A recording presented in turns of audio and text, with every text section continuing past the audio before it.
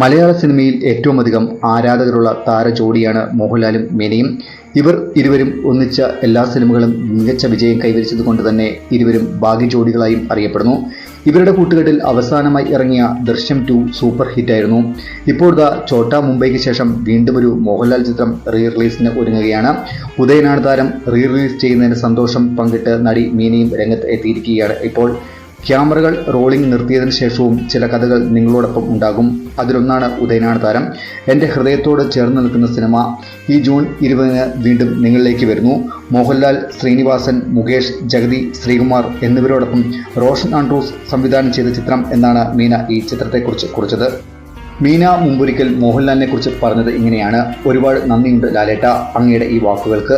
ലാലേട്ടനൊപ്പമുള്ള ഓരോ ചിത്രങ്ങളും എനിക്ക് വളരെ നല്ല അനുഭവമായിരുന്നു.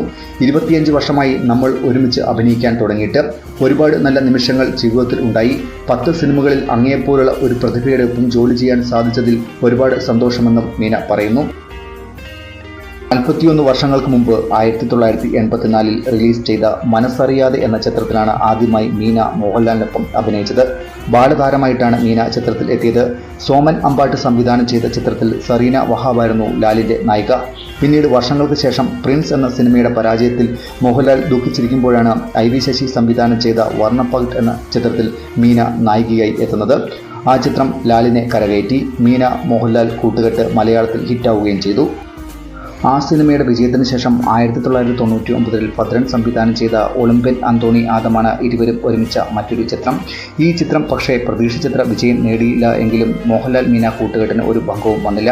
അതിനുശേഷം 2003 തുളസീദാസ് സംവിധാനം ചെയ്ത കുടുംബ ചിത്രമായിരുന്നു മിസ്റ്റർ ബ്രഹ്മചാരി. എന്നാൽ ഈ സിനിമയും പരാജയപ്പെട്ടു. സിനിമ പരാജയപ്പെട്ടു എങ്കിലും മീന മോഹൻലാൽ കെമിസ്ട്രി വർക്കൗട്ടായി. പിന്നീട് ഇരുവരും ഒരുമിച്ച ചിത്രമായിരുന്നു നാട്ടുരാജാവ്. പക്ഷേ ചിത്രവും പരാജയപ്പെട്ടു. രഞ്ജിത്ത് മോഹൻലാൽ കൂട്ടുകെട്ടിന്റെ ചന്ദ്രോത്സവവും പൊട്ടിത്തകർന്നു. തുടരെ ചിത്രങ്ങൾ പരാജയപ്പെട്ടു നിൽക്കുമ്പോഴാണ് റോഷൻ ആൻഡ്രൂസിന്റെ സംവിധാനത്തിൽ ഉദയനാണ് താരം എന്ന ചിത്രം എത്തുന്നത്. ആ ചിത്രം മികച്ച വിജയം നേടി. ശേഷം ദൃശ്യം എന്ന സൂപ്പർ ഹിറ്റ് ചിത്രം ഇറങ്ങി.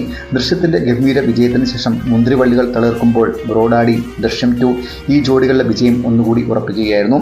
പഴയ നായികമാരിൽ മോഹൻലാലിനൊപ്പം ഇപ്പോഴും നായികയായി തുടരുന്ന ഒരേയൊരു നായിക മീന തന്നെയാണ്. ജിത്തു ജോസഫിന്റെ ദൃശ്യം 3 തുടങ്ങുമ്പോൾ ഈ ഭാഗ്യജോഡികൾ വീണ്ടും വെള്ളിത്തിരയിൽ ഒന്നുകൂടി ഒന്നിക്കുകയാണ്.